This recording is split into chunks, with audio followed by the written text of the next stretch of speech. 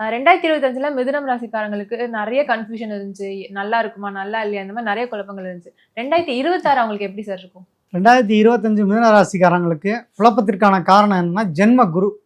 அப்போ ஜென்ம குருனா ராமர் வனவாசம். எதுவுமே சரியாக நடக்காத ஒரு சூழ்நிலைகளை தொடர்ந்து கொடுத்துட்டே இருந்தது. மிதுன ராசிக்காரங்களை பொறுத்த வரைக்கும் அவங்க பர்ஃபெக்ஷன் கரெக்டாக பார்ப்பாங்க. அவங்க எந்த ஒரு காரியமாக இருந்தாலும் அவங்க மாதிரி மற்றவங்க இருக்கணும்னு நினைக்கக்கூடிய ஒரு கேரக்டரு. அடுத்து அவங்க புதன் மாஸ்டர் ஆஃப் ஆல் சப்ஜெக்ட். அவங்களுக்கு தெரியாத விஷயங்களே இருக்காது. எப்பயுமே ஏதாவது ஒரு விஷயத்தில் தெரிஞ்சவங்க தான் ஒழுங்காக வேலையை பார்ப்பாங்க. இந்த மாஸ்டர் ஆஃப் ஆல் சப்ஜெக்ட்னா நுனிப்புள் மேயறது. எதுனாலும் எனக்கு தெரியும், நான் கரெக்டாக பர்ஃபெக்டான ஆள், என்னை மாதிரி யாரும் இருக்க முடியாது, நான் படித்தவன், நான் அடுத்தவங்களை குறை சொல்லிக்கிட்டே இருப்பாங்க. அந்த மாதிரி ஒரு மாஸ்டர் ஆஃப் ஆல் சப்ஜெக்ட் மிதுன ராசிக்காரங்க. ஸோ அதனால் அவங்க கொஞ்சம் கவனமாக தான் இருக்கணும்.